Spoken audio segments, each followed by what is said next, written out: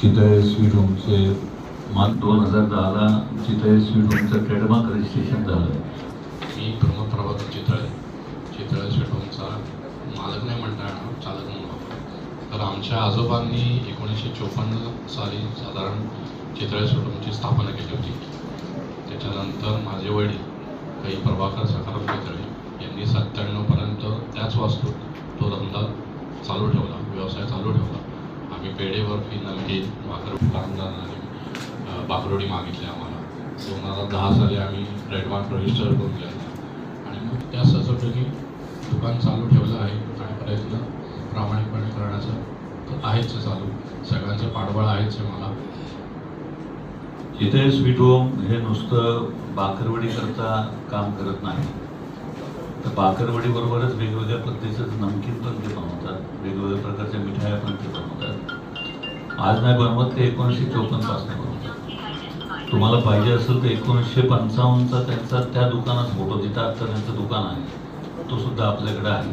तो पण आपण तुम्हाला दाखवू शकतो की 1955ला चितळे स्वीट मार्ट नावाने त्यांचं होतं. नंतर कालांतराने ते चितळे स्वीट होम झालं. तर त्याची महानगरपालिकेमध्ये सुद्धा त्या नावाच्याच नोंदी आहेत आणि शॉपॅक्ट पण 1987च्या अगोदरचं आहे चितळे स्वीट होम या नावात. आणि त्या नावावरच हे काम करतात, प्रामाणिकपणे काम करत. त्यांची भाकरवडी जी आहे ती हाताने बनवलेली आहे, मशीन मेड नाही. 16 एप्रिलला विश्रामबाग पोलीस स्टेशनला एक या प्रमोद चितळेंविरुद्ध एक गुन्हा दाखल झालेला होता. Trademark, copyright. नमस्कार, मी लक्ष्मीकांत खाबिया, व्यावसायिक आणि वित्तीय सल्लागार, Chitale sweet home. Chitale sweet home हे 1954 पासून सुरू असलेलं सदाशिव पेठेतलं दुकान आहे. 1954 पासून आत्ता जे प्रमोद चितळे आहेत, त्यांचे वडील, त्यांचे आजोबा हे पारंपरिक ते व्यवसाय करत आलेले आहेत. भाकरवडीबरोबर इतर अनेक मिठाईचे प्रकार ते बनवतात आणि आत्तापर्यंत चांगलं बनवणाऱ्यांमध्ये त्यांचं नाव आहे.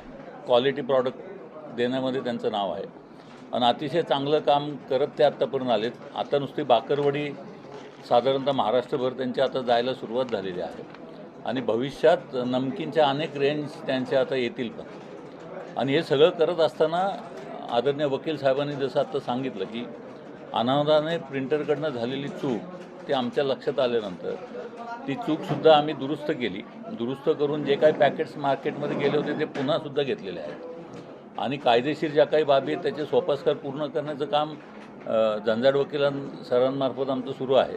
जो न्यायालयात जी बाजू आहे ते झंजाड सर आमच्या वतीनं मांडतील.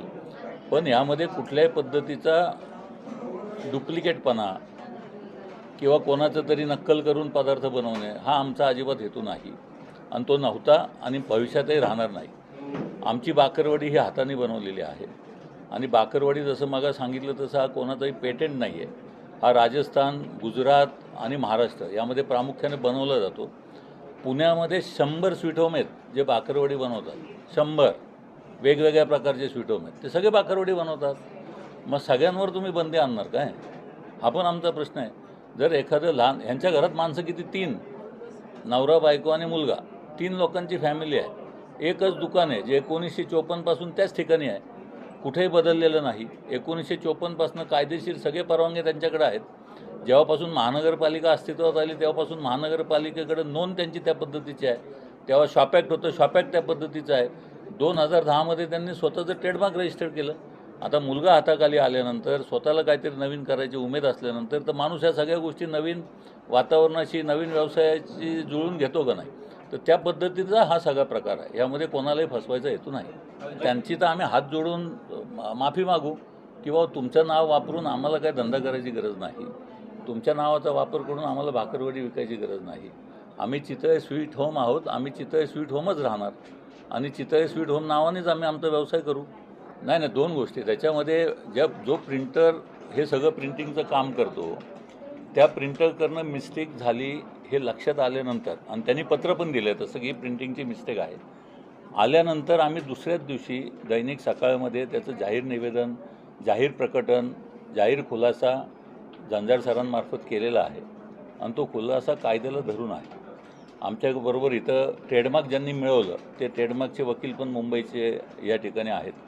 आणि जर तसं जर असते कुठे तर ट्रेडमार्कच दिलं नसतं ना शासनाने. कसं असतं की ट्रेडमार्क देताना सगळा प्रवास बघतात.